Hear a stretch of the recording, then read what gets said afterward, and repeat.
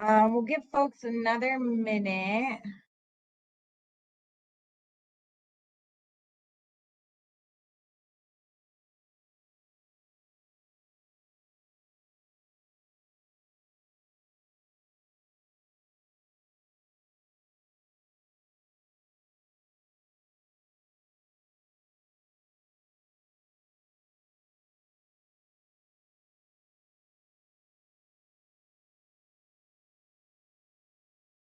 JK asked in the chat if anyone attended the powwow in Arvada Center this weekend. I unfortunately did not get to go.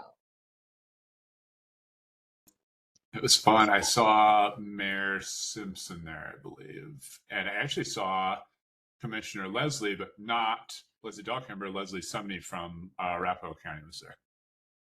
We love Commissioner Sumney and Mayor Simpson. They're both great.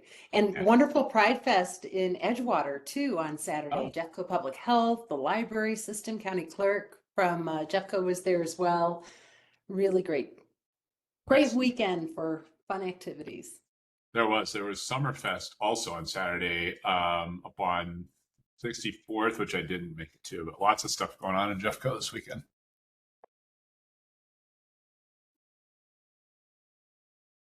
It looks like we're waiting on George, Elisa, Kevin.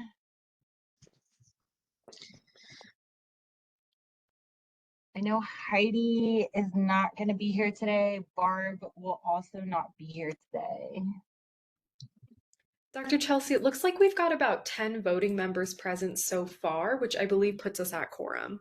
Okay, and I just saw George enter, so I will go ahead and get started. All right, everyone. Hello, my name is Dr. Chelsea. I do have a new last name. I was off getting married in our 3-week hiatus. So I am hyphenating Shore Miller. Dr. Chelsea is still fine. I know that's kind of long. I serve as the program manager for Region 10 Opioid Abatement Council, referred to as Gateway to the Rockies, or GROC. We are going to be in our final meeting forecast, or I'm sorry, our final RFA group discussions.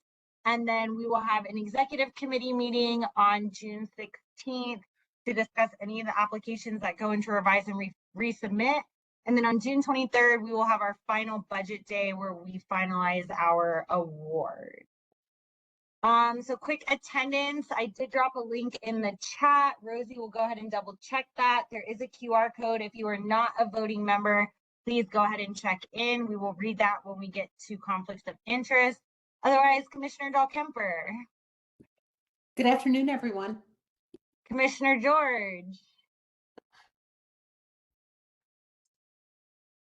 I know I saw him. I think he's just...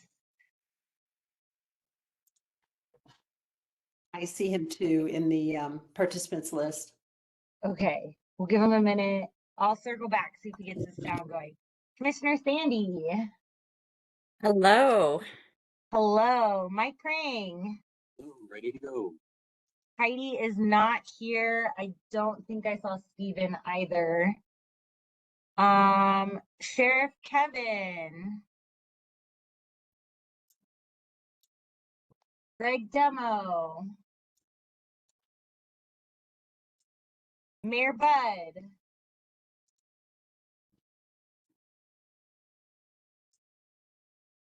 I know I see Bud also in the participant list. We'll circle back, see if he gets his sound going. Janine. I'm here. Thank you, Troy. Troy Cooper's here. Thank you, Dr. Story. That's it. Dr. Ryan. Here. Elisa.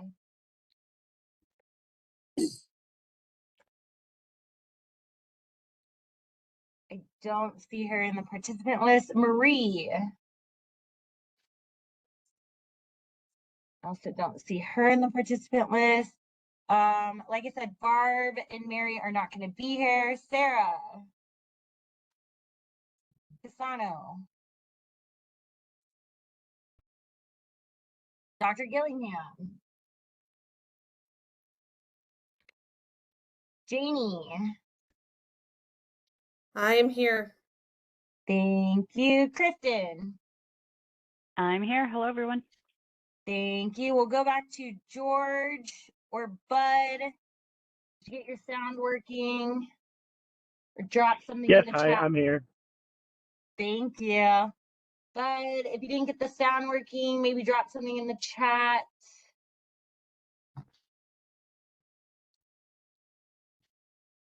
Rosie, are we at quorum? We are. We have 11 voting members present. And I dropped a link in the chat, as did Dr. Chelsea. If you are not a voting member, but you are joining us today, please be sure to use that link to check in. All right, for governance, we have approval of the May 12th minute.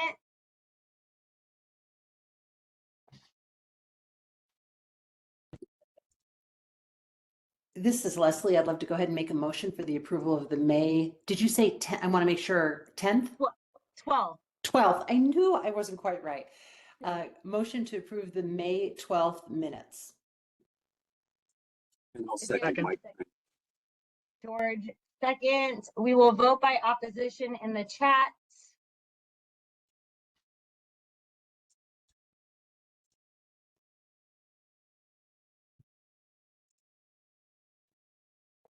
And all right, conflicts of it. So the minutes are approved, and we will go into conflicts of interest for today.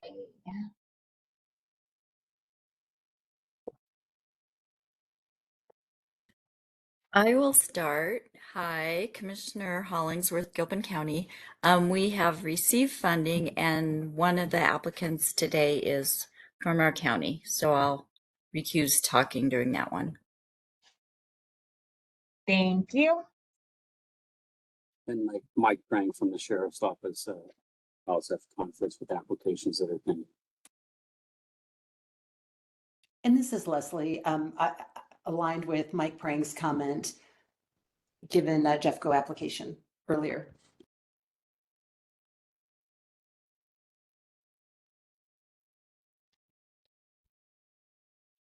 And then Clear Creek is also currently funded by GROC for the chat program. Non-voting members. We have Heidi from New Beginnings Recovery Center. They are an applicant. Sharon Hawkins is from Jeffco County Public Schools, advisory board member, no conflict of interest. Amber Dower is our senior grants analyst, no conflict of interest. Erica Hag is an advisory board member and RFA reviewer. She's on the Clear Creek County School Board. Although not a financial conflict of interest, she also serves as the board chair for Resilience 1220, which is being discussed today, and ECHO, which was an applicant.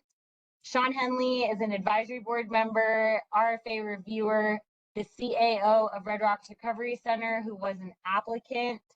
Brian Tierney is the executive director, Guardian Recovery at Cura West, advisory board member and RFA reviewer. No other conflict of interest. Theodora Barchewski, Colorado Coalition for the Homeless grant writer, no conflict of interest. Leslie Breslin, executive director of Resilience 1220. Conflict of interest is that their application is being discussed today. Linda Beringer from Just Living Recovery. They were an applicant in this RFA. And then Jacob Rippey, youth programs supervisor, Gilpin County Parks and Rec. Conflict of interest, their application is being discussed today. And then Rosie, I will go ahead and copy that list over into the minute after the meeting. Great, thank you. So brief finance report, current contract spending for co-responder programs. There is the budget and then each of the current contracts that we have with what was paid so far and what their balance is. Our recovery community, here's their total budget. Here's what they've paid so far. Here is their balance. For planning and coordination, the Stedman Group, this is the total bucket amount. Here's the contract. paid to date and balance. New contracts or planned expenditures for the treatment bucket. Here are the individual contracts. So JCMH is just finishing out their contract this year. Chat is getting a renewal. Here's their new contract amount. For recovery, here's the planned services, and then the pending. This is whatever they don't use is going to roll over so that we create this total amount. Transportation prevention plan is $1,544,212. Just making sure everyone can read that at the bottom of my screen. Planning and coordination, which includes our emergency fund. Here is all of that breakdown for the new expenditures. Harm reduction, here's the new expenditure area, and then additional areas planned right here. So the program evaluation RFA is currently open. That opened up on June 3rd. That will close July 31st. Originally, the council had discussed $120,000 for 1 year, but after a more meticulous review of the scope, I made the recommendation of pushing this out to 2 years because I am doing a bulk of the heavy lifting for that. So that is now open, $120,000 over a 2-year period. We do need a motion from the council to delegate scoring and reviewing to the executive committee. We have an option of keeping a full group discussion for like our top 3 on 8/25. I'll leave the floor open. Dr. Chelsea, I apologize. I wanted to just go back to our last conflict of interest discussion. And I wanted to let you and the group know that Mayor Starker texted a couple of us. He did confirm that he is on the call, having some challenges with activating the mic and the camera. He will certainly listen in and we'll try to work through that with him behind the scenes. He wanted to share that he does have a conflict on Wheat Ridge Police application, the Wheat Ridge Police application, just FYI. And sorry to interrupt the flow of this, but wanted to let you know. Thank you.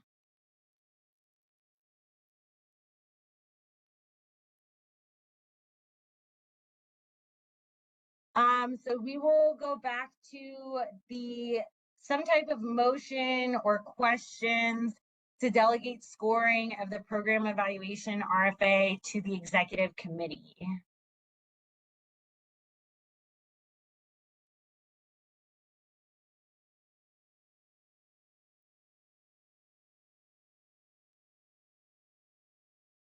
This is Kristen. I'll move that that scoring is delegated to the executive committee. Awesome. Is there a second? I'll second that, Mike Brink. And then we will vote by opposition in the chat. Dr. Short, can we clarify? There's a question written into the agenda. Is this motion to have the scoring and review go to the executive committee with a full discussion on 8/25, or are we proposing that the executive committee just be empowered to enter into contract? Kristen, do you want to clarify your motion?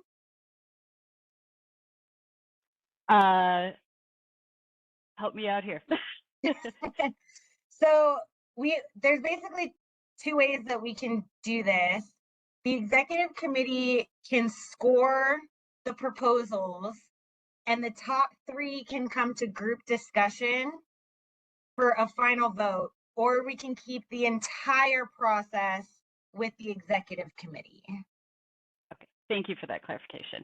I will amend my motion to have final discussion come back to the entire executive committee with the top 2 to 3 applicants.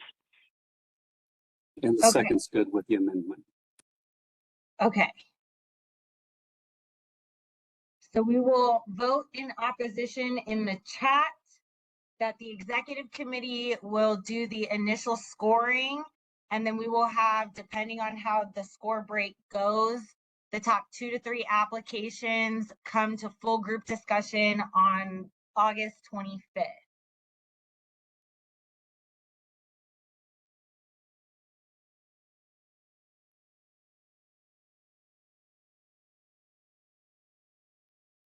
All right, I'm not seeing anything, so we will have that as a pass. Updates from the executive committee, revise and resubmit on May 19th. The Denver Recovery Group did advance to the budget day on June 23rd with a recommendation from the executive committee to partially fund the Lakewood expansion only. I did get their revised budget for this, and that is now in their restricted folder for the review committee to review. Empower Recovery did not advance. The executive committee did not feel it was the right time for the project. They would like to see existing GROC programs become more established and have Empower build relationships in Clear Creek and Gilpin. Some updates. The fourth Colorado Opioid Abatement Conference, this is held by the state, is scheduled for October 27th at the Embassy Suites in Loveland, in conjunction with the Rethinking Addiction Recovery Conference on the 28th. Both conferences are completely free. I have QR codes in there for people to register. The state conference does overlap with the GROC October 27th council meeting. Would we like to reschedule this or cancel it? This is Leslie.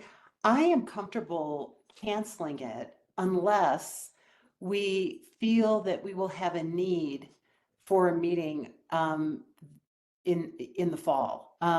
I know this is a big chunk of work that we're doing over the summer, and we sort of reset in the fall. So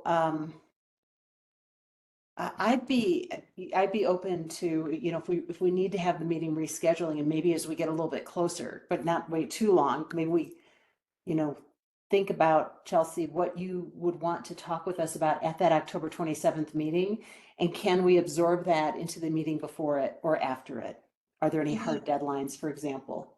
Yeah, the November meeting got moved up to November 10th because of the holidays. When I was projecting out kind of what the schedule would look like, I think we would be okay if we wanted to cancel this meeting and just have that finance report at the end of September and the beginning of November. Especially because I think both conferences are a great opportunity for the council to go engage in some of that substance use addiction recovery education, meet with practitioners, and just get a lot more hands-on experience. I'd rather see your time allocated to that. Agree completely. Does anyone have any strong objections? Looks like we're covered in terms of other meetings around that same time, and could cancel this one.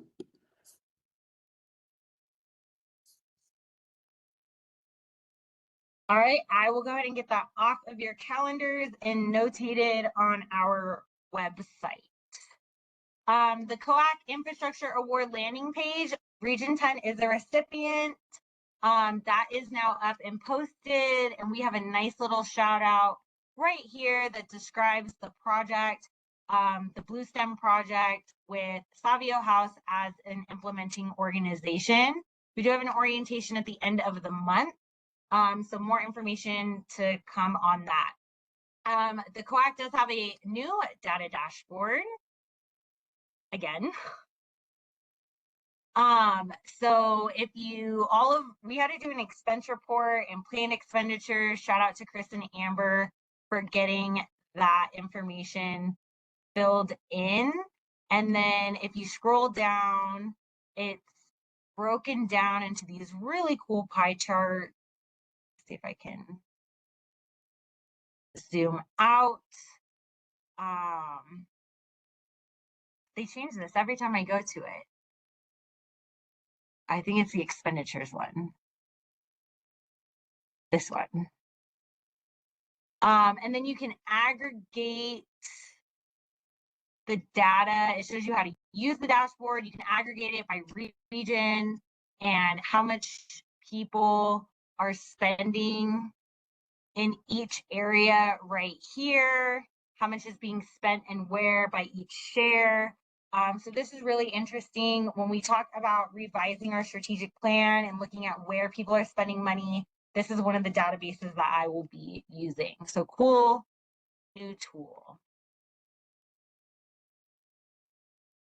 All right, quick review before we jump into our RFA discussions. When we think about substance use addiction recovery paradigms, we can look at them through a moral, social, identity, or disease medical model. The moral model meaning drugs are bad, people who use drugs are bad.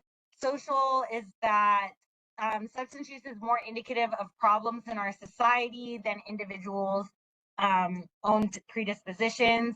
Identity is that substance use is not inherently pathological, negative, tragic, or unhealthy. It can be valuable when truly understood.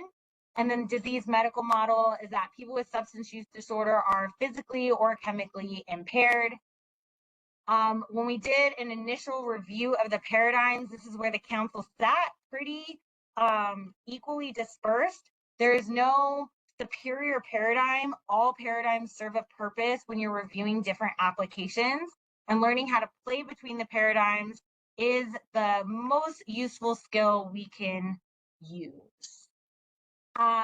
Here's a breakdown of how the council did its strategic plan from 2025 to 2027.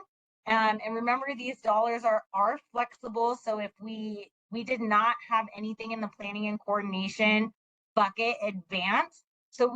But let's say we get really good treatment applications, we can move some money in an amendment to the state in this plan. That's perfectly fine. Here's a further breakdown. I'm not going to read this to you. Again, this is intended to be just a reminder, situate us, ground us in these discussions. We do take out a 2% admin, so that would be like running our website, redesigning our website, anything that like Workday helping us figure out our workflow.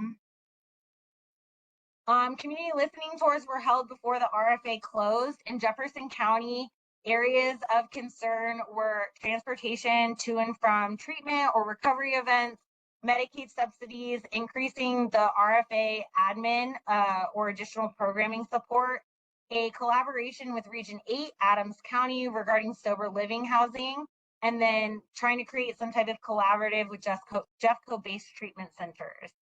In Gilpin County, conversations around Narcan accessibility and trainings, first responder resource reimbursements, generating data, youth prevention education in schools, some type of collaborative with Region 6, Boulder County, because the Gilpin County School District has one school that is absorbed by Boulder County.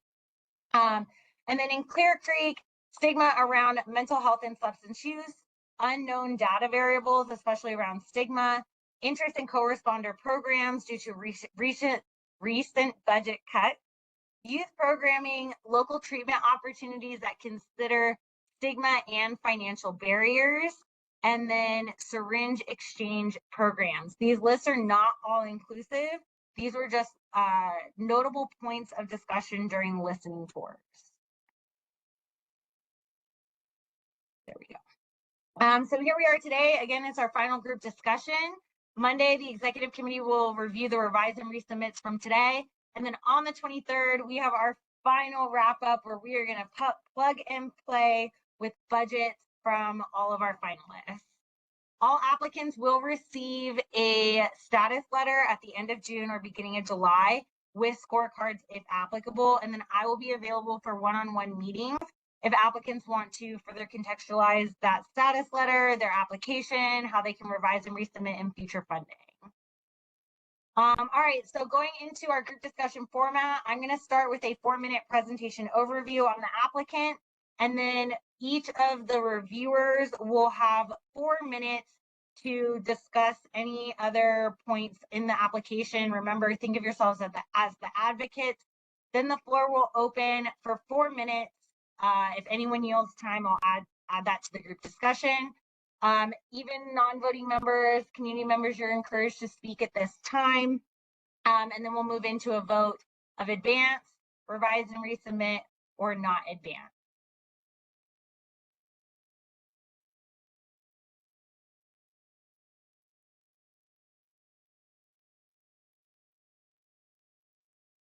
if it's gonna let me share screen. And I'm like, see if I can get this set up.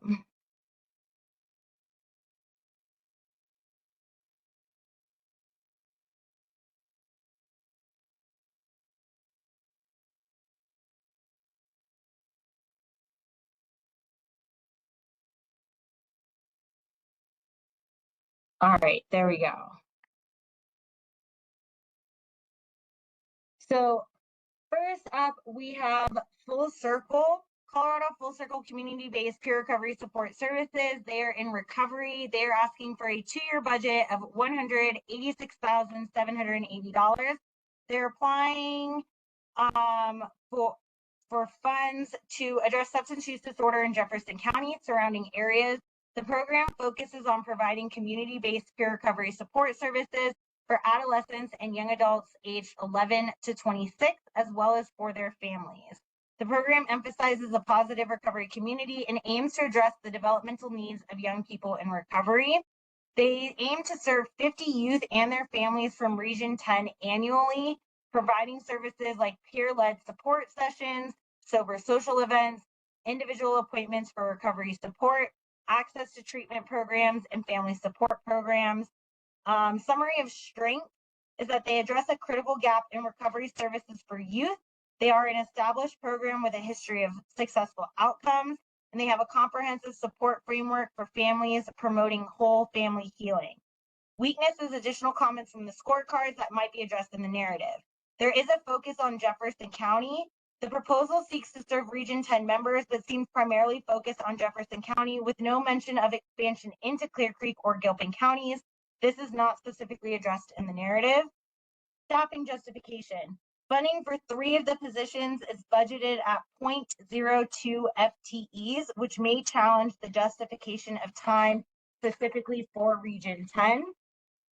The council can request time cards be submitted with invoices. Additionally, they can view this as a cap based on the budget template. It appears they are only seeking funding for the portion of current participants who are in Region 10.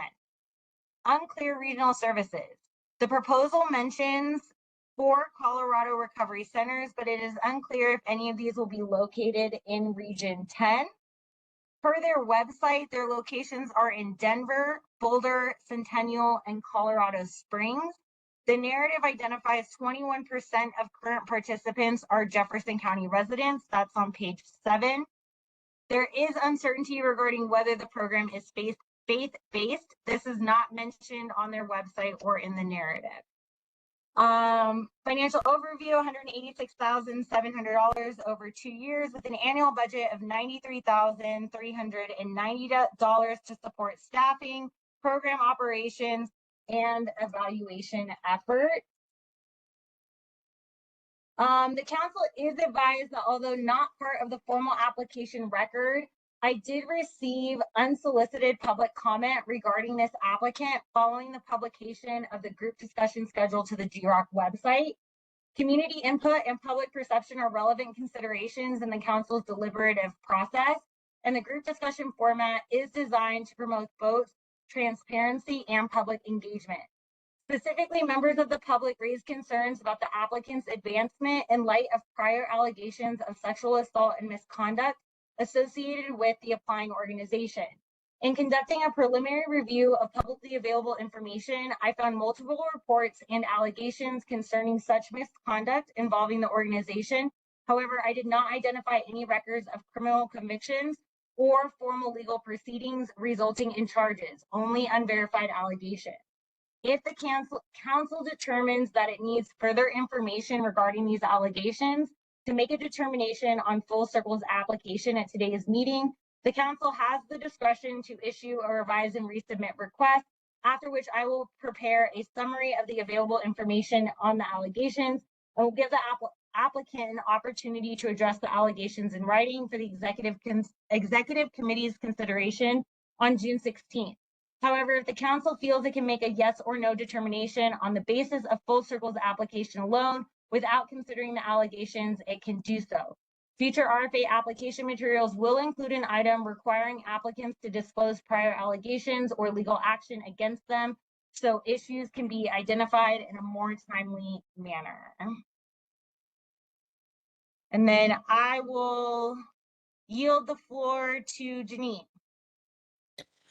Sure. Thank you, Dr. Chelsea. Well, those allegations are certainly concerning to me, at least. I actually think you spoke specifically to what my strengths and weaknesses were. So I talked a bit about how, yeah, it seems like there's this gap for youth recovery services.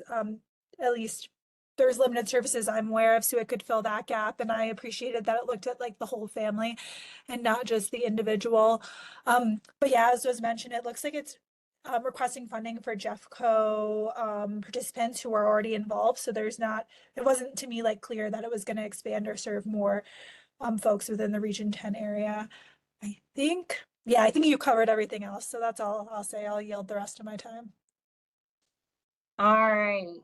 And then in Kevin's absence, I will go ahead and read his. So Full Circle addresses the need for long-term and positive peer recovery support that young people and their families need to optimize treatment, develop new substance-free positive life trajectories. They want to increase the number of Jefferson County participants by 50 or more. They have a program manager who has developed a partnership with Jefferson County schools. Their funding request is over a 2-year period.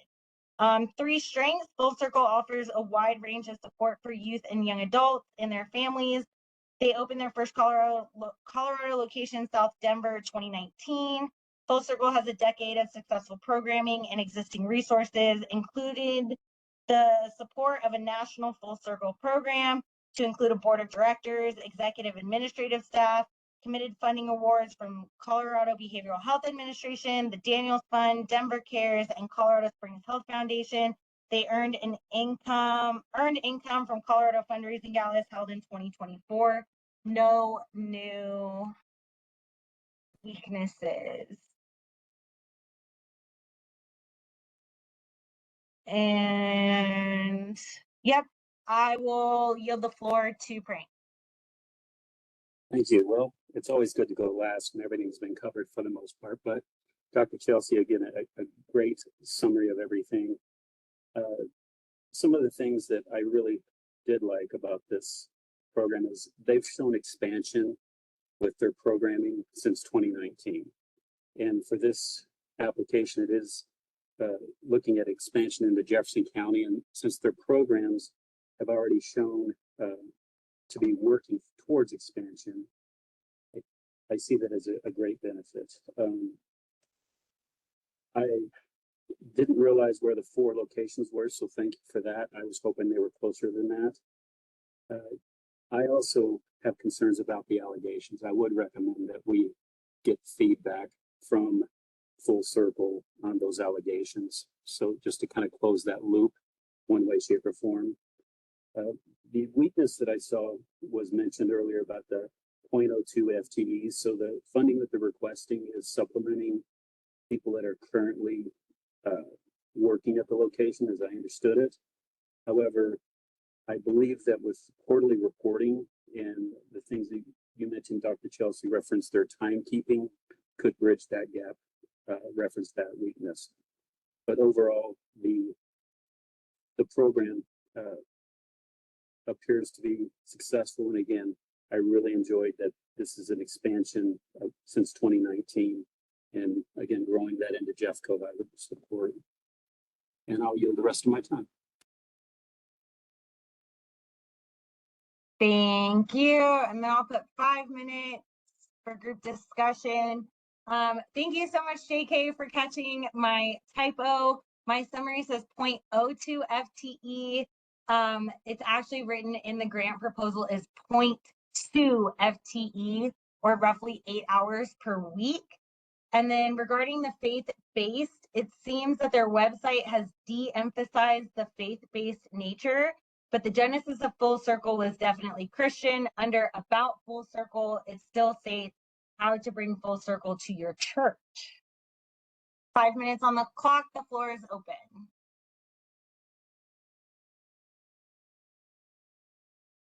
Let's go Sandy, and then Leslie, and then Brian. Hi, yeah, I have concerns about the allegations.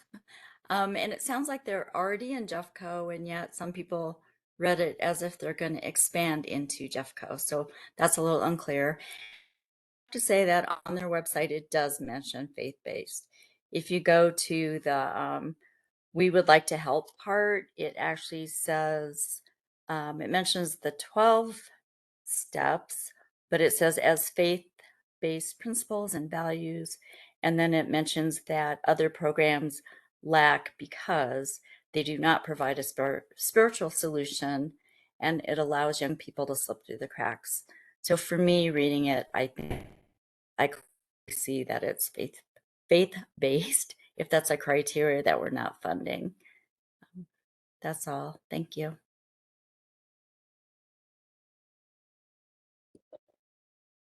Dr. Chelsea, this is Leslie. My comments and feedback also aligned with Commissioner Hollingsworth, and I will just say personally, if we were to take a vote on this application today, I would be in opposition. And I think there are enough question marks remaining that I don't feel well informed enough to move forward with this vote. But I think there are also some pieces of the application that are flagged. You know, you'd mentioned they have worked with Jeffco schools, but their offices are in Denver and Boulder.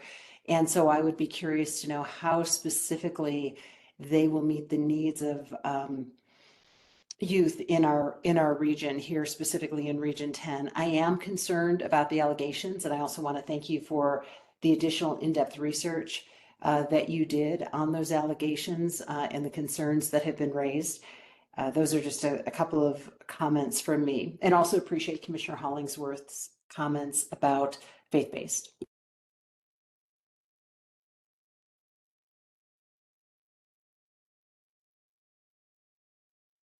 Brian put his hand out. Sharon.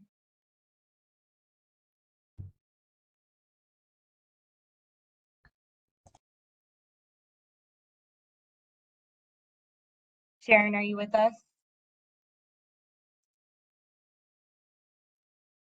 Okay, I'll go back to Brian. Sorry, I had put my hand down. I was going to jump in. I echo the concerns of everyone. I think the allegations should definitely have some more clarity provided around them. And yeah, just poking around, looking at this organization, their support, the recovery support they claim to be offering does not seem robust from my understanding of what recovery support can be. And I think what we would be looking for as an organization to fund. And the fact that they are, it seems almost intentionally downplaying their faith-based nature. I don't have anything against funding something that is faith-based, but it just, yeah,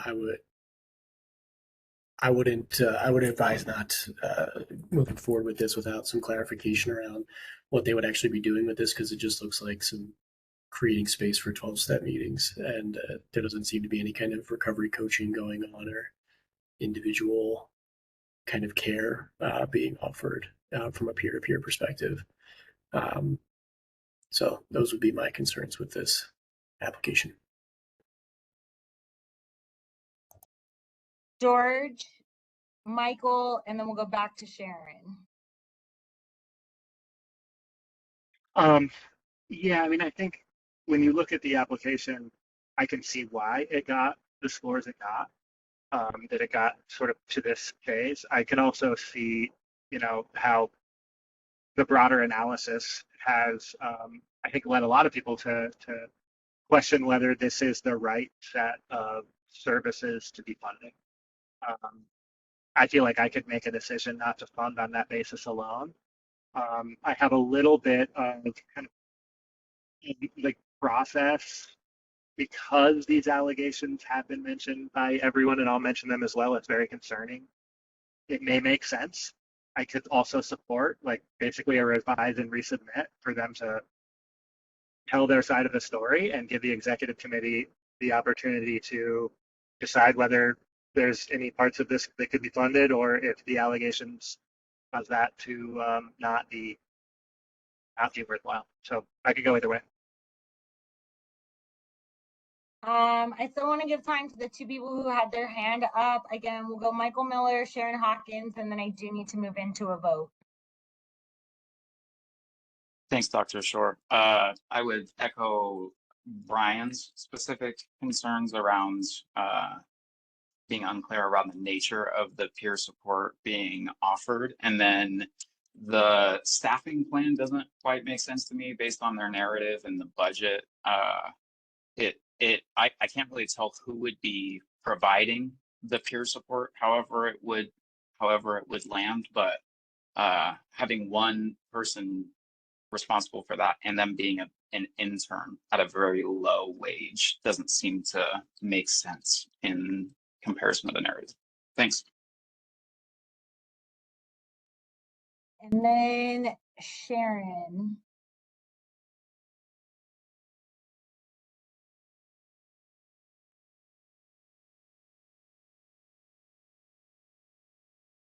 It looks like you're unmuted, but we can't hear you.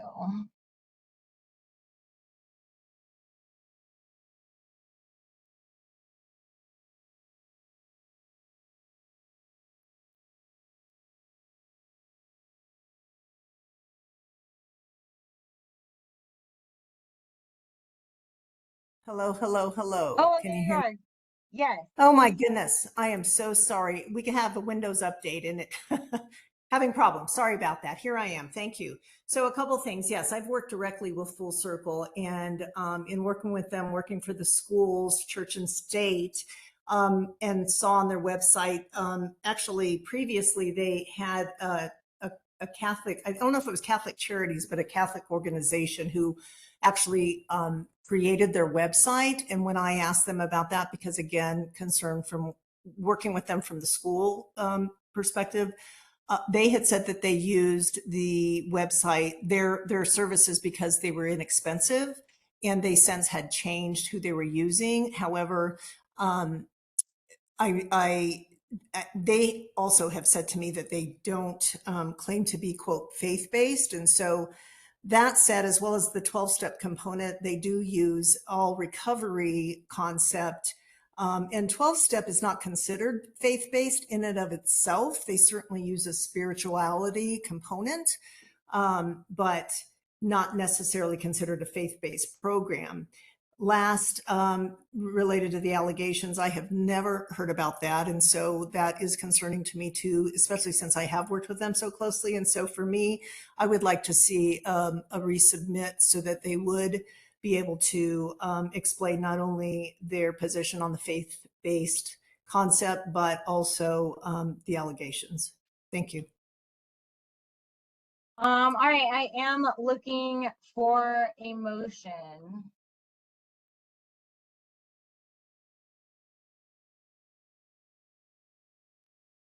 I'm gonna make a motion. We'll see how it goes. I'm going to move to not forward this application. I'll go ahead and second. This is Leslie. Vote by opposition in the chat.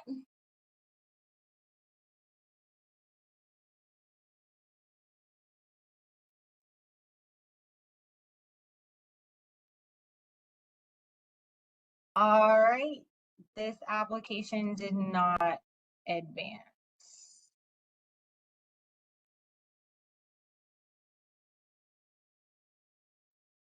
Moving on to YouTurn, our speakers are going to be, I will read for Heidi, Elisa, and then Michael Miller. So YouTurn Reentry Recovery Project is a virtual peer coaching and education for justice-involved individuals and their families. Exhibit E primary funding area is recovery. They have a 2-year budget of $808,478. YouTurn is a behavioral health organization focused on providing virtual peer coaching and education for justice-involved individuals and their families in Jefferson, Clear Creek, and Gilpin counties. The program aims to address substance use disorder and co-occurring mental health issues, particularly during the critical transition from incarceration to community integration.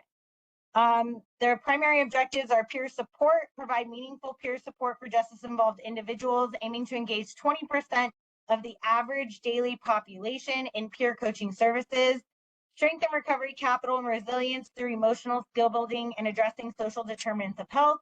Reduce recidivism by equipping participants with tools to navigate reintegration and reduce recidivism by 25 to 50%. Primary focus is justice involved individuals, including those at high risk of relapse and overdose, particularly in the first 90 days post-release.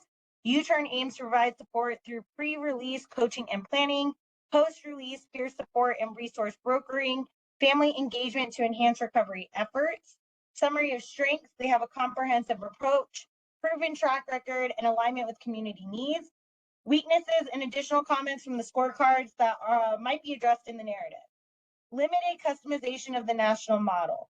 The proposal offers limited evidence that YouTurn has deeply customized its national model for the specific needs and systems of Jefferson, Clear Creek, and Gilpin.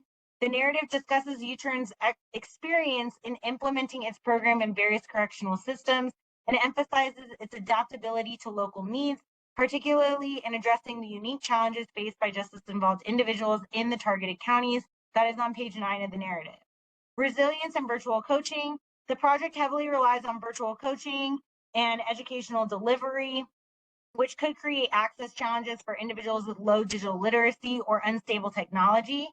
My understanding is that the program is for people currently incarcerated as they're releasing, not that it provides services after release. So there may be an opportunity to facilitate warm handoffs to other GROC awardees who do provide services.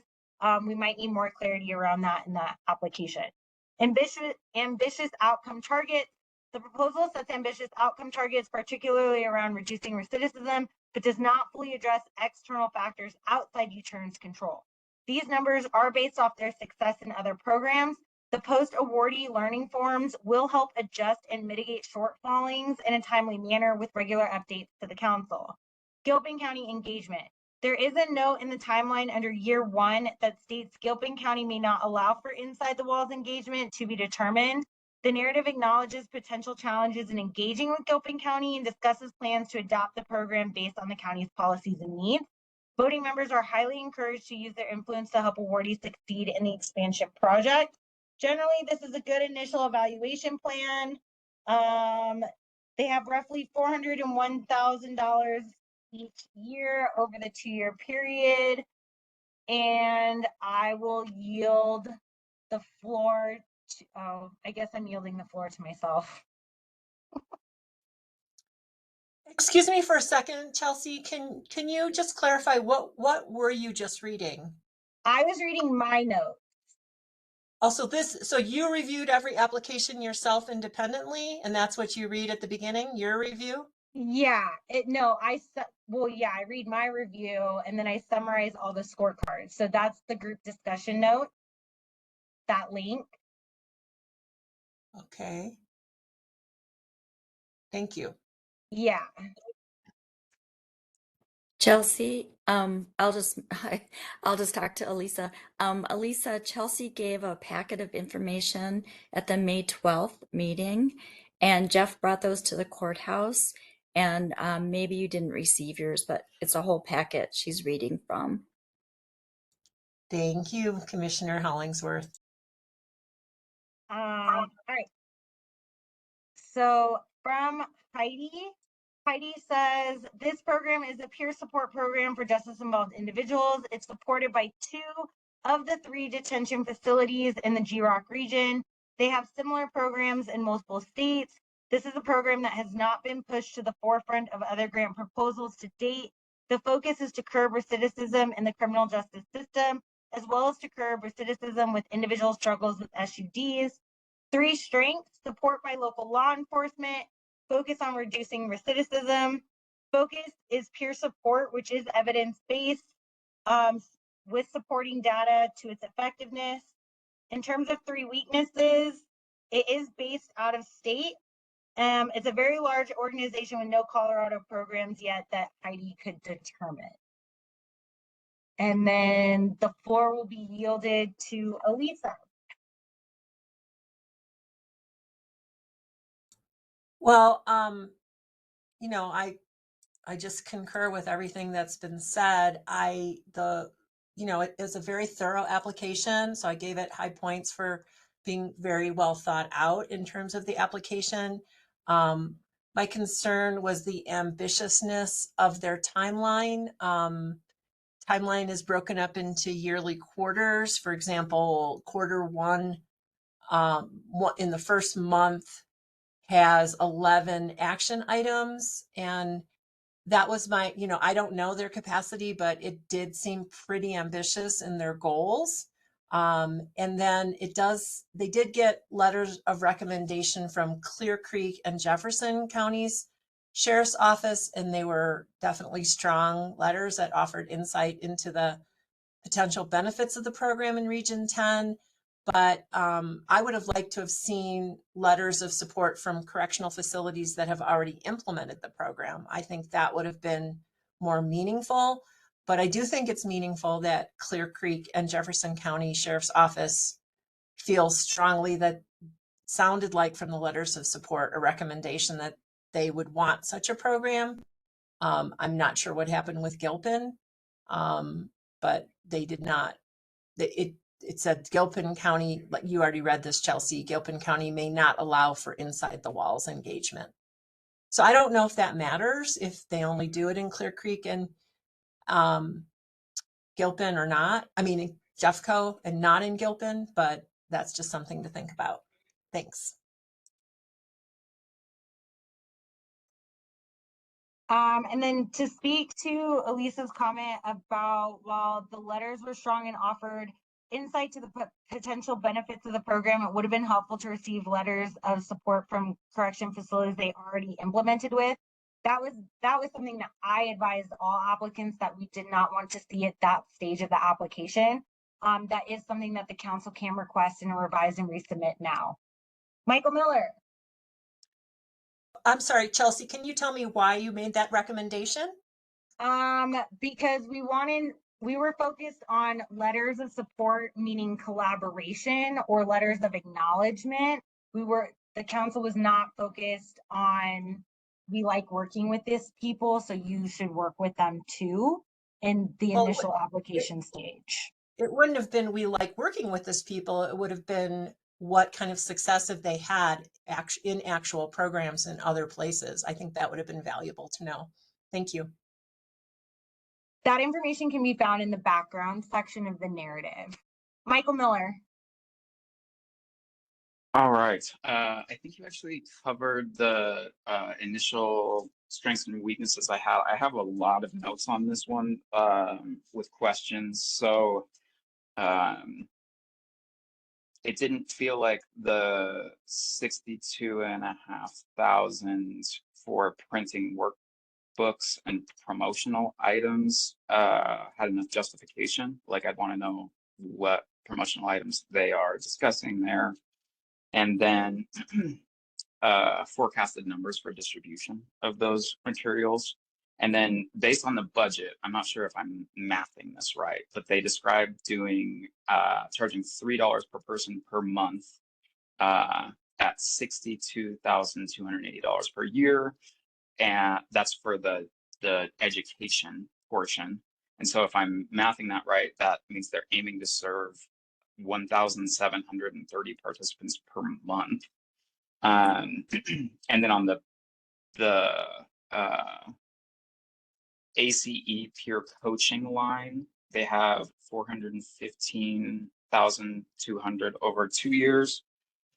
That looks like it would end up with 692 participants after I did that math. So I was just curious about the discrepancy between the numbers of participants served via the education and then the numbers of participants served via the ACE peer support. The other big concern from me there is that the letters of support don't mention anything about the tablets, and a lot of the pre-release programming really heavily relies on tablets. So I've got questions about tablet access. How often do inmates have access to the tablets? Are there ever situations where inmates might not have access to the tablets for any given period of time? I assume that's different from facility to facility. Would want that addressed to make sure that folks are actually getting access to the services that are being funded. And then I'm unclear on how support will work post-release. Like, do they keep the tablets that they receive while they're incarcerated and then continue using those tablets to connect with support afterwards, or are they expected to furnish that on their own? And then that's another access question, if tablets are actually just provided by each facility to every inmate, or if they are purchased via commissary. And then I think that was the majority of it. Thanks.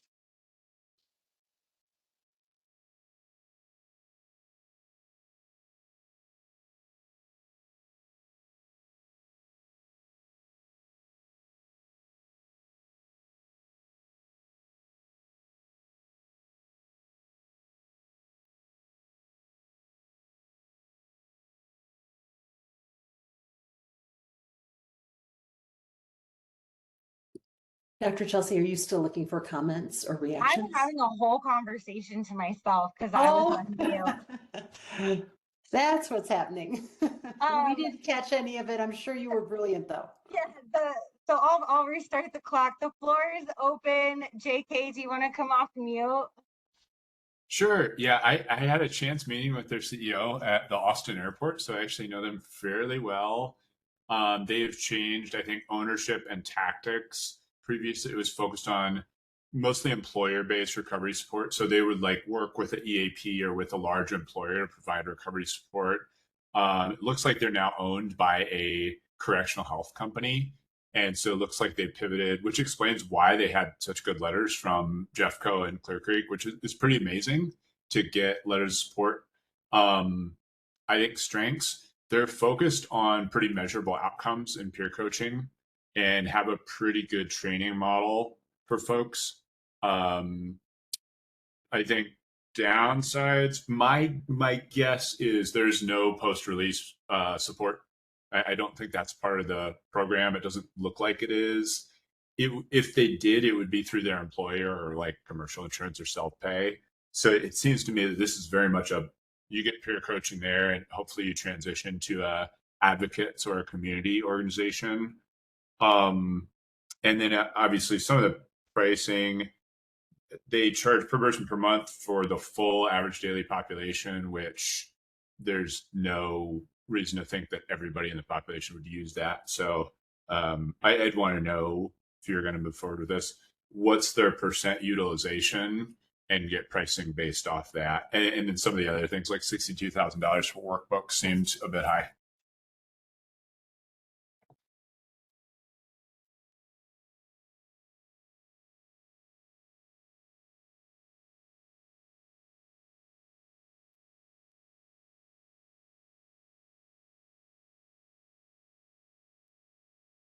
Michael Miller said in the chat from the narrative, our goal is to reduce overdose risk, promote lasting recovery, and disrupt recidivism by empowering individuals with tools and support they need starting before release and continuing through integration.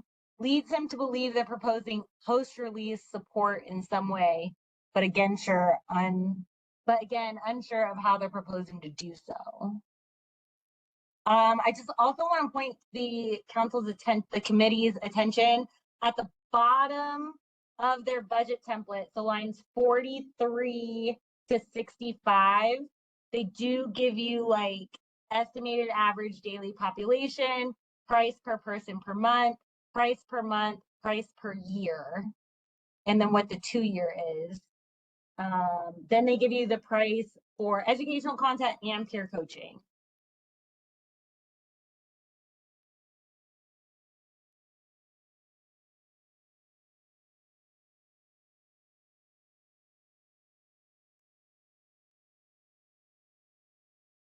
Dr. Story. Can I just hop? Oh yeah, go ahead. Go, Sandy. Oh, sorry. No. I was watching the clock ticking. So I was hoping Kevin or Greg would be here to address the Gilpin.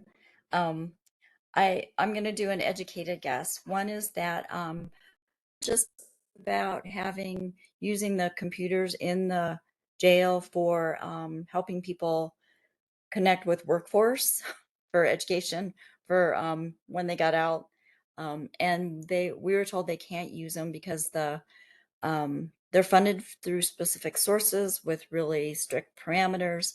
And then in addition to that, we're not purchasing laptops for everyone that comes through.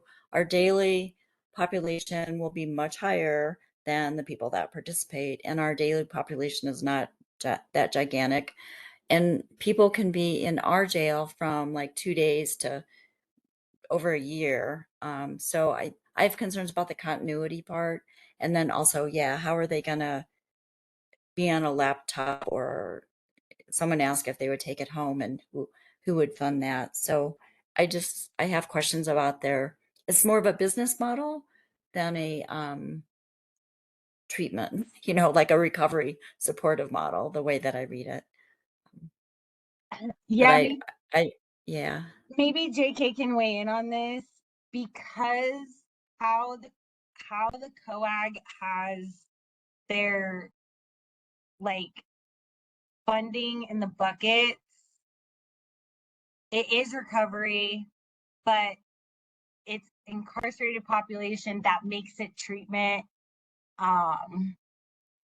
Yeah, that's a little awkward. Don't worry about the buckets though. Are we moving into, I do want to give Dr. Story and Mike Prang an option to comment. Yes, I do. So thank you. I want to go back to what Elisa said before about effectiveness. Even if those letters were discouraged, they do reference, to your point in I think you said background, which I'm just going to refer to as project description, of a randomized trial from Clemson in 2019. And I know of this company, and I don't even think they were working in the carceral system at that time. And I don't think that RCT was actually inmates, it was employees. So I would like to see if this is moving forward. I think if you put a reference to a randomized study in your proposal, you need to be able to show it or to cite it. And if anyone has that citation, I couldn't find it. I couldn't find it on a website. It seems like the move into the incarcerated population is relatively new. So I think personally, I'm just a little, cautious about this and about this model and the equity around it. So that's all. I would like to see that, because I don't think that's clear in the proposal. Oh, also, how much do the peer counselors get paid? That was my other question around personnel costs and like what the per person treated, if that could be included in a follow-up to know the like living wage salaries of the peers who are coached to offer these services, and if that's included in the staffing costs.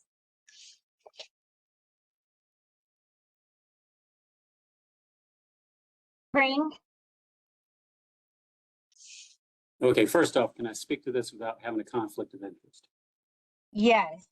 Okay, so the sheriff's office, with our detention facility, we have an average daily population of about wait, Eric or Jean, if the sheriff's office supplied a letter of support, does that make Prang have a COI?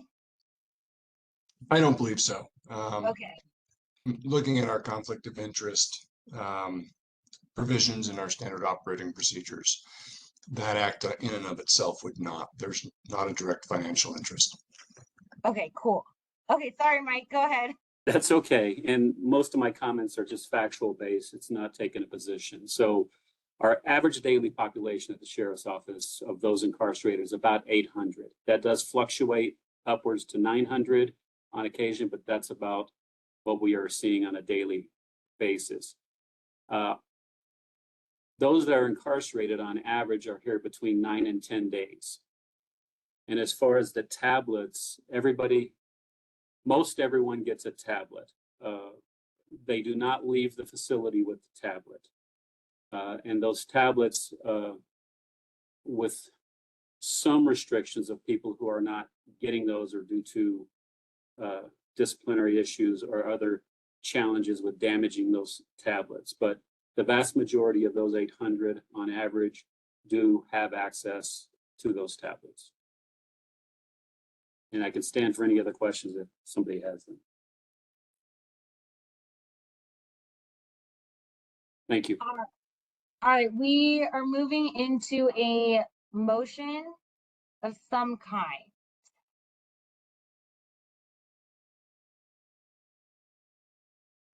Leslie?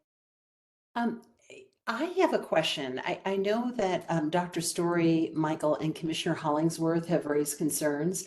What I can't discern is whether you are feeling, or those who are raised concerns are feeling that we could ask for a resubmittal as our motion, or if you feel strongly enough that we don't approve this round, we could share feedback and they can always come back in the future with additional ideas. I don't know, Commissioner Hollingsworth, Dr. Story, or Michael, do you have any thoughts? I think this is Dr. Story, sorry. I think, like Michael Miller says in the chat, I am curious enough, I'd be willing to support an R&R, but deep down, personally, I don't believe this is the right model for the funds at this time. So I'd have to get some like pretty compelling things from them in the R&R, but I'm willing to support if the group wants to go that way. So.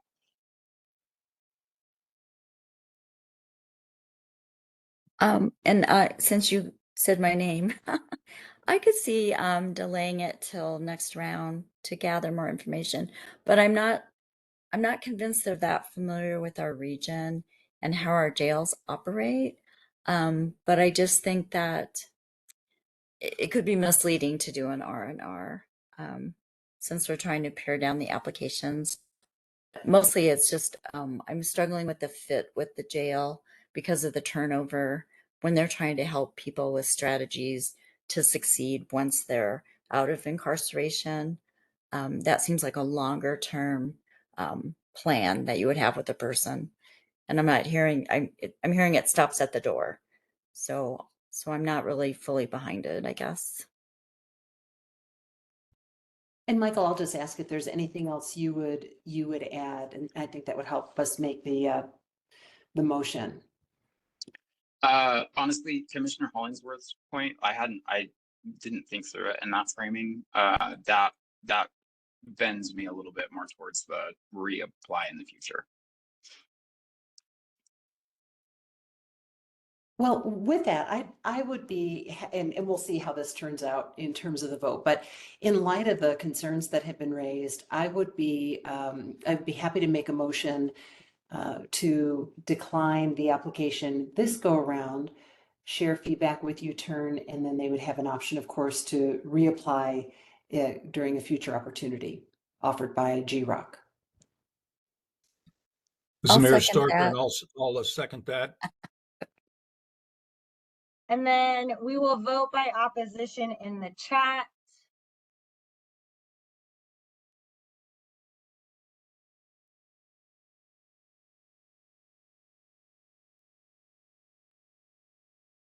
All right, this application did not advance. And we are moving on to Resilience 1220. Their application titled Cultivating Resilience in Jefferson, Gilpin, and Clear Creek Counties, a youth substance use and mental health prevention program. Exhibit E primary funding area is prevention. They are asking for a 2-year budget of $294,544.80. The Resilience 1220 project aims to address the significant mental health and substance use challenges faced by at-risk youth aged 12 to 20 in the mountain communities of Jefferson, Gilpin, and Clear Creek counties. Utilizing an upstream prevention model, the project will provide accessible individual therapy, support groups, and peer connection programming to reduce risk factors such as social isolation, stigma, and anxiety. Key components include expanding peer leadership programs in schools, hosting community events to foster belonging, and implementing targeted support for youth experiencing mental health issues. The initiative seeks to engage at least 300 unduplicated youth annually, promote mental health awareness, and enhance community connectedness, ultimately aiming to improve the overall well-being of youth in these underserved areas. Summary of objectives: engage at least 300 unduplicated youth annually in therapy and support groups, expand peer leadership programs in 6 schools to promote mental health awareness and reduce stigma, increase participation in peer connection events to foster community and belonging. The target population is at-risk youth aged 12 to 20 in mountain communities. Summary of strengths: clear strategies for service delivery and community engagement, comprehensive approach to reducing stigma and improving mental health awareness, establish objectives with measurable outcomes. Weaknesses and additional comments from the scorecards documents that might be addressed in the narrative. 1. Ambitious engagement goals. The scorecards mention that engaging 300 unduplicated youth in individual therapy or support groups annually seems ambitious. The narrative states that in 2024, Resilience 1220 engaged 717 youth who participated in 1,455 free individual therapy sessions. Additionally, they facilitated 173 free peer support groups with 1,073 youth and families, and reached 1,692 youth and adults through 73 outreach events on page 9 of the narrative. So to me, this goal seems extremely realistic. Evaluation methods. The scorecards indicate that surveys appear to be the primary form of evaluation, which may raise concerns about the comprehensiveness of the evaluation plan. The narrative addresses this by detailing a multifaceted evaluation approach that includes tracking participation in various programs and collecting demographic data, thus providing a broader context for assessing the program's impact. Please see my comments regarding the evaluation portion of the application. Clarity on programming focus. The scorecards express uncertainty about how much of the programming is focused on mental health versus substance use prevention. The narrative clarifies this by explaining the dual focus of the program on both mental health and substance use prevention, emphasizing the integration of therapeutic components into peer connection events and support groups. I'm not entirely sure this matters much, given the COAG views mental health and substance use disorder prevention as highly correlated. Nonetheless, the council can request an activity list that classifies the activity be submitted with quarterly reporting. Eligibility requirements. The scorecards question the clarity of eligibility requirements for free therapy and participation in events. The narrative does not explicitly address this concern, but emphasizes the program's commitment to barrier-free access to services, which implies an inclusive approach to participation. The council can request these guidelines through R&R be included in the contract. And then I just said that generally this is a good evaluation plan. It's good preliminary. I encourage the council to allow me to do capacity building. And then I give you a breakdown of their budget per year. So while Erica Hag does not have a direct financial conflict of interest in this application, she serves on the board. We have asked her not to contribute to conversation today. I'll yield the floor to Janine. Thank you, Dr. Chelsea. Again, I think you covered a lot of my points. I appreciate this application focuses on youth, where I think there's a gap. It proposes to serve the whole Region 10 area. I thought it was a good cost ratio, but a budget to services provided. I appreciated the proven track record. And I think you addressed the weaknesses I pointed out. So I will yield my time. Thank you. Jeannie.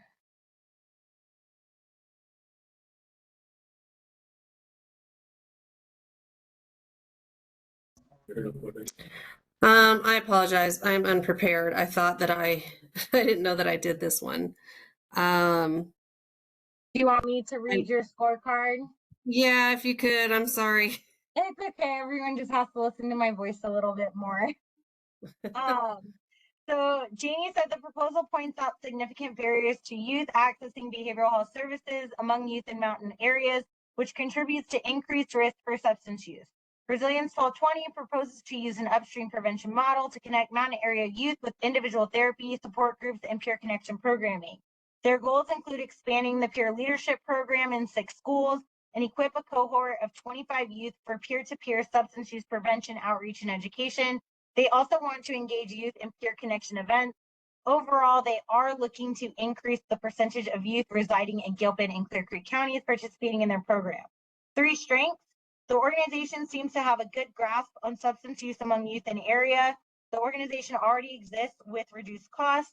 Their expansion is focused on Gilpin and Clear Creek, who are underserved, but will also benefit Jefferson County youth. Additional comments: how is the work currently funded or funded in the past?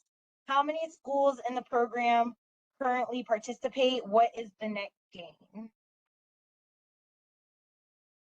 Anything else to add, Jamie? I think that might have been Barb's, not mine. No, that one's yours. No? Okay. Yep. All right. Nope, nothing else to add. All right, we'll go to Sharon and then I will read Barb's. Hi, thank you, Dr. Chelsea. So I really like that they are offering site-based individual and group therapy in the schools. Again, working for a school, that's something that we're trying to do as well.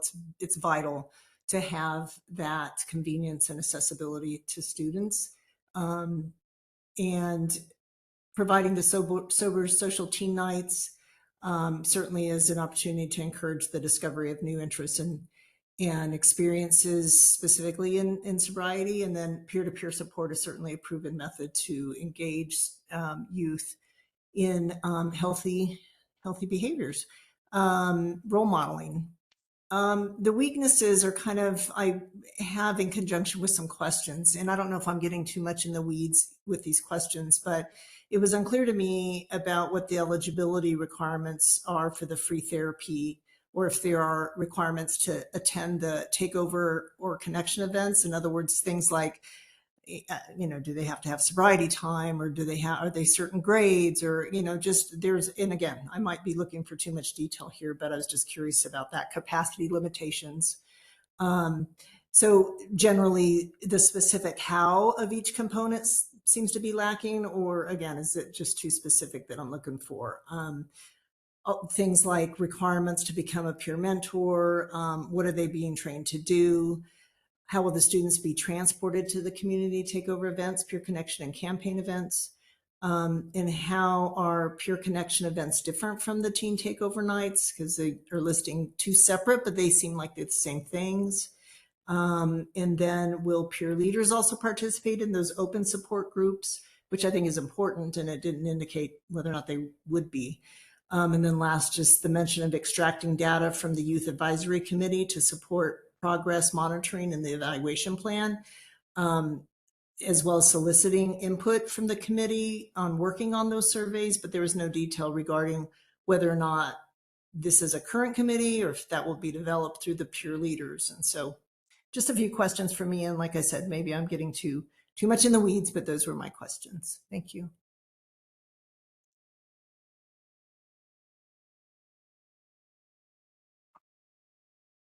All right, and then Barb did not have anything new to add. They did not identify any weaknesses, just the 3 strengths is that there's a clear explanation of how they procure providers to deliver services, clear, universal, and targeted approaches to reduce mental health and substance use stigma, improve social and peer connectedness, address mental health challenges linked to opioid use, and increase awareness of the harms of substance use among mountain area youth living in the 3 counties, and clear objectives.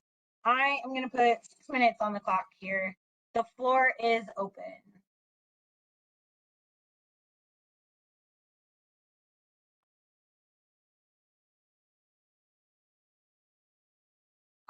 Since no one's talking, Sharon's questions are not too in the weeds.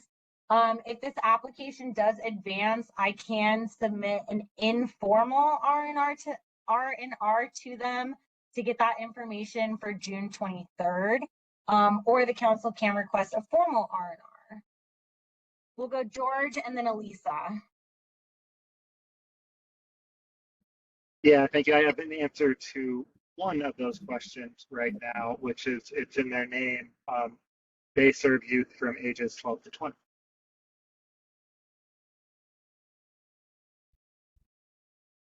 Elisa and then Sandy.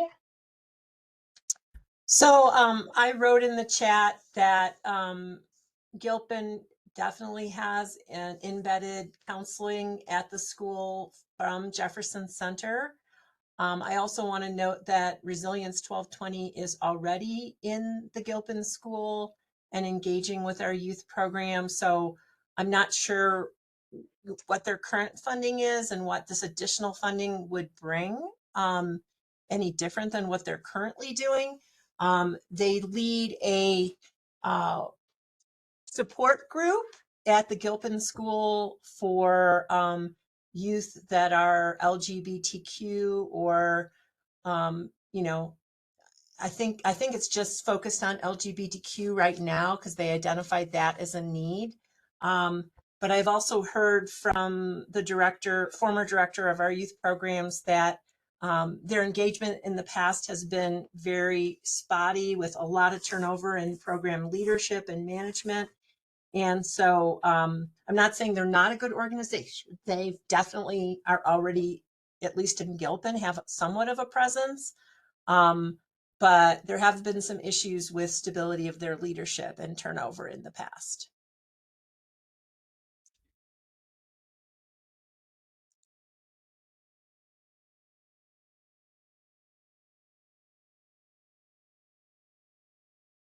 Did I just jump in?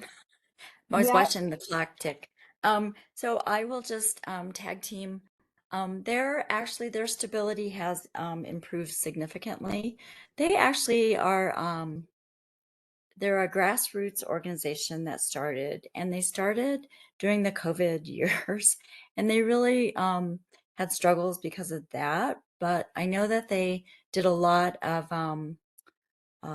virtual with the kids, and that gave them like support virtually, which was good since they couldn't be in the schools and at the rec center for time periods. And they have worked with our recreation center in Gilpin in that they use it as a meeting place. And I know that they've had kids that they'll take like on a nature walk or something outside just to encourage kids to participate. And while they're doing that, the counselors will have conversations with the kids and talk about their struggles and some healthier choices. So I think that it's been integrated into the community somewhat, but I like that they're looking to expand throughout the whole region. But I would say my impression from talking to the director of recreation is that they're much stronger than they were, and they do actually have kids from Netherlands that come over too, and they just they'll work with kids that want to be part of the group regardless of their location necessarily. So anyway, that's all I have to add. Sorry, I lied. Some of their funding is from grants, donations, and foundations. They also had asked the county for some startup money. So I know that the county pitched in a little bit, but we're not an ongoing funder. Let's go Dr. Ryan, back to George, and then that should put us at time. I was going to make a motion to advance this grant. Oh, okay. Let's see if there's any conversation left, and then you'll be our first motion. I was going to suggest advancing two. In my mind, the question was full or partial, and the information I need is to what extent is this sustainability of their efforts or expansion of their efforts? And to the extent that it's sustainability, can they establish the need?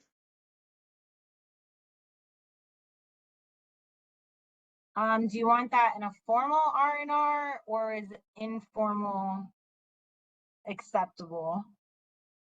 No, I think I would advance it. Okay.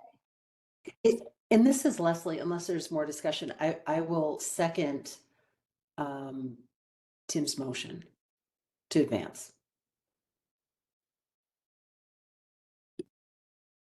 Okay, so we are on a advance and we're gonna vote by opposition in the chat.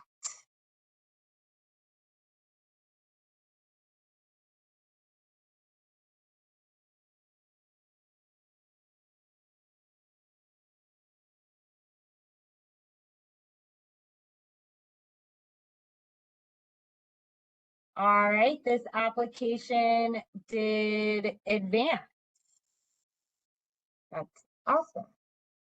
All right, we are going into our last application, the Gilpin County Parks and Rec. They did receive a BHA award, so their budget is amended down.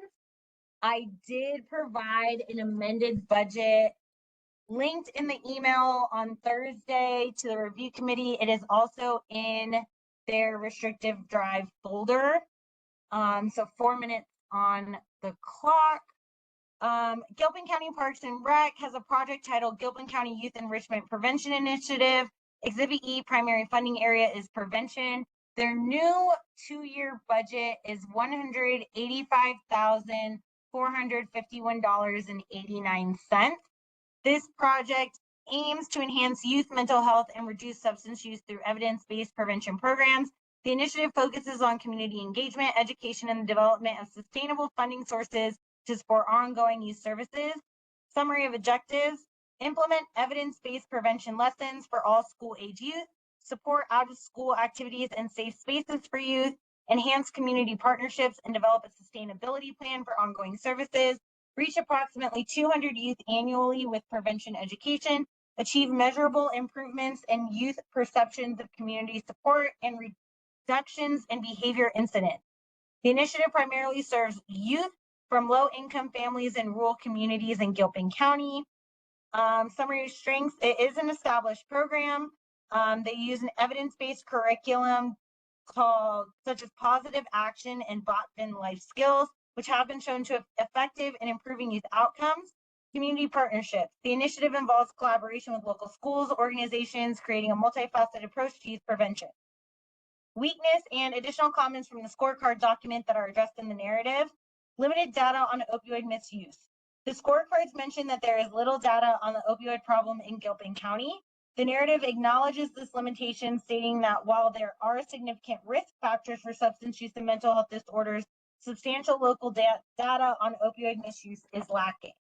I echo these concerns given the lack of people served through the Gilpin County Sheriff's 2024 award for a co-responder program. In the first 3 quarters, they report serving only 5 individuals and having evidence of substance use intervention is limited. It is worth noting these are different populations, adults versus youth prevention. I'm currently working on capacity building with the sheriff's evaluation skills. So the latter is being supported, the latter also being a support the council seeking through upcoming program evaluation RFA. Focus on youth in Gilpin County. The scorecards highlight that the proposal primarily serves the youth of Gilpin County. Narrative supports this by detailing the target population. The committee is reminded that serving all 3 counties is a priority, but not a necessity. I don't necessarily see this as a weakness, but rather a limitation. Clarity on evidence-based programs.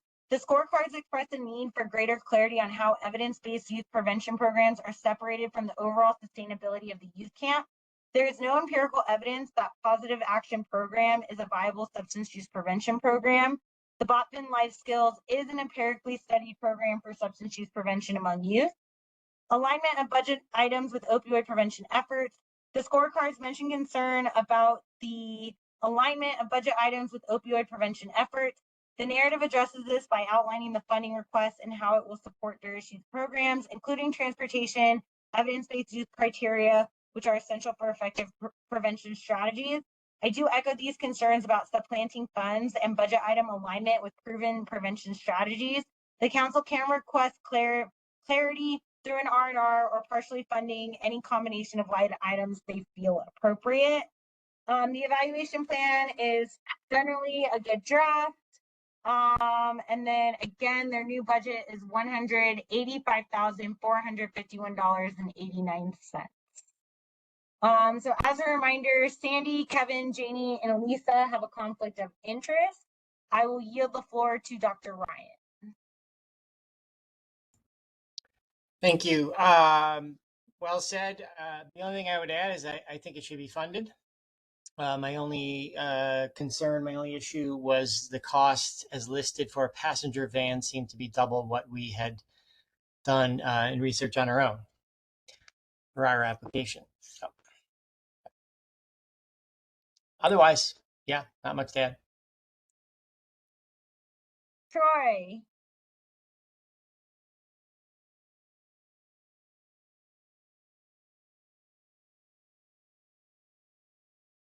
Is Troy still with us?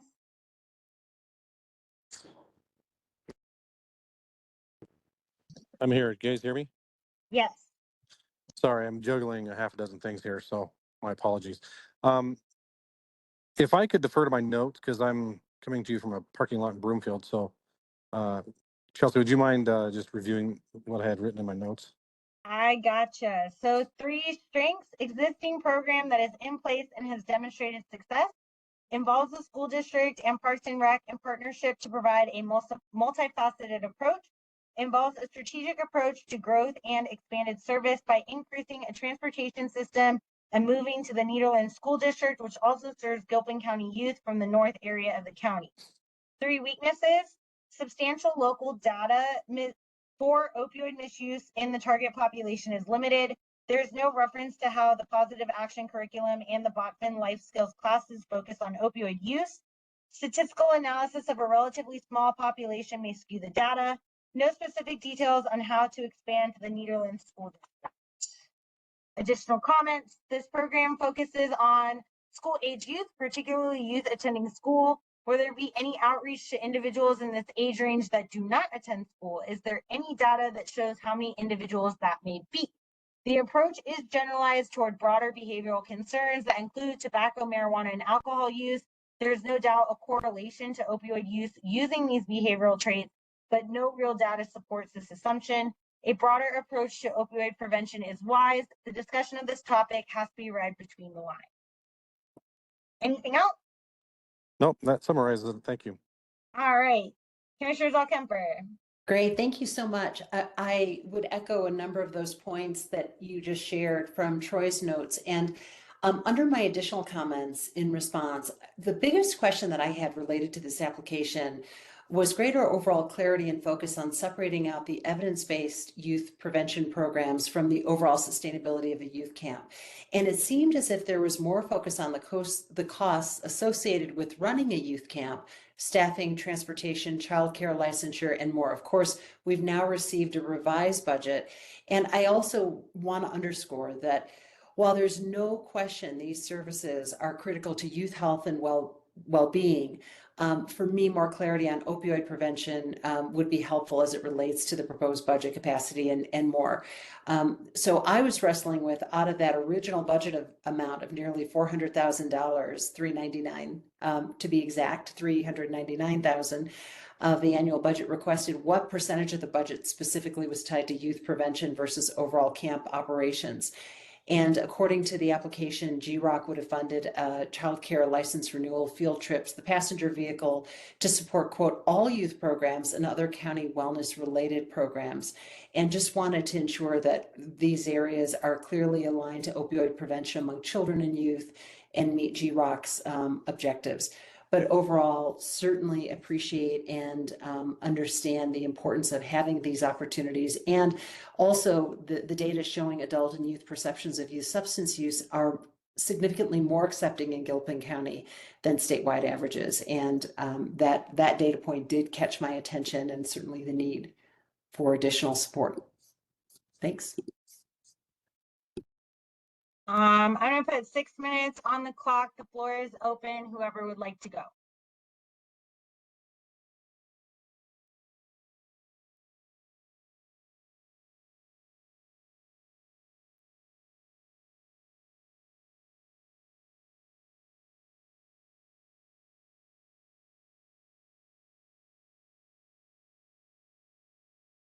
George. Yeah, I'm thinking revise and resubmit. At communities with communities our size, it's common for programs to need to achieve multiple goals, right? To have a program that is solely focused on opioid prevention would need similar infrastructure, right? And come at a much higher cost. I'd like to point that out. I'm also curious about specific data on need in Gilpin County, and I'm aware of a survey. I don't remember the title of it, but it goes to every school district, and it's about youth access to substances. So I think I'm in favor of a revise and resubmit with asking for some information from that survey, an understanding of what is sustainability for the camp and what is an expansion of services. And I don't know that they need to justify that there's a need for sustainability, because I think their application makes that clear, except to say, like, what is the need for sustainability after their most recent award? So I think those are some questions that can help us in a revised environment to understand what the need is there.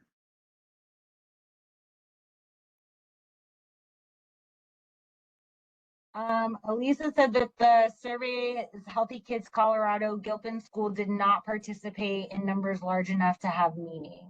Only 30 students took this survey. Oh, is this a conflict of interest, Eric?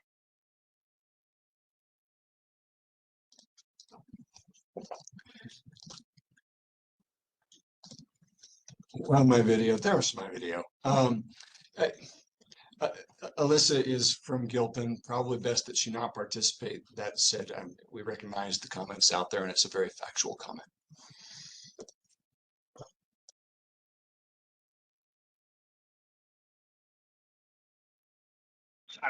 Maybe I would just revise that question instead of asking for data from that survey. Just what other information can they provide about youth access to opioids? If there anything like Mike, there is youth access to opioids.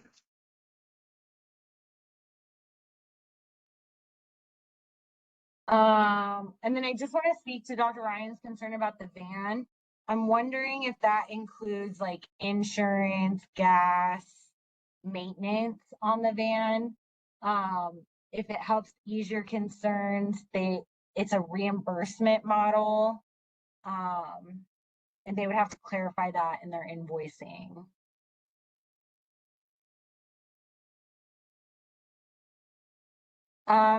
Cognizant of the time, are we leaning towards a revise and resubmit just so I can clarify questions? Are we leaning towards a not advance? Are we leaning towards an advance?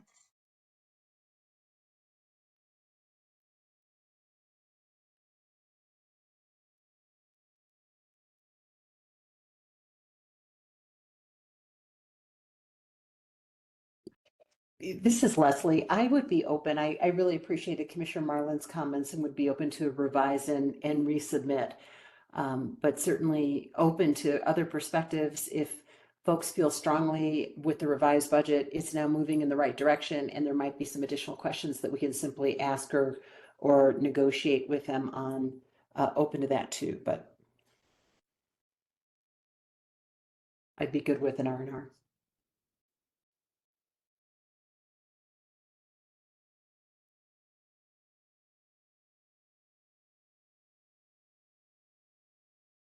JK said, very minor thing, but I don't think GROC should pay for mileage if you're paying for the van or bus outright.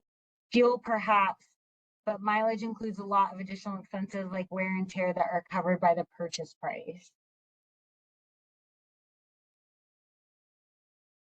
I only have 2 R&R topics. That would be like clarify what is youth camp finances and what is prevention curriculum finances, and then any data that they have on youth substance use. Is that correct? Do we need to add, expand, revise? I think that's right. I think those were the 2 big buckets. And I appreciated JK's comments too and agree with it in the chat. This is Mayor Budd, and I would make a motion to revise and resubmit on this application with the questions you've clarified. This is Troy Cooper. I second Mayor Budd's motion. All right, so we are going to revise and resubmit. Oh, this should say 619. Vote by opposition in the chat.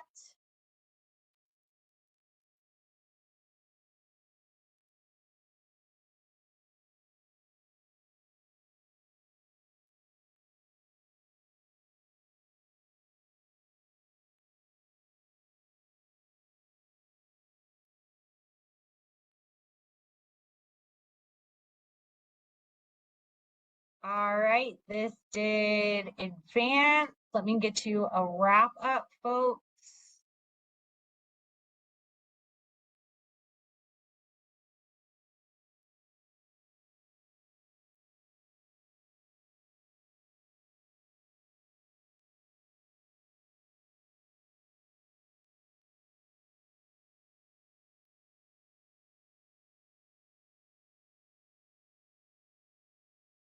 All right, so it is looking like this today. We did not advance 2 applications, we advanced 1, and we sent 1 in to executive committee, if I can use the calendar correctly, next week.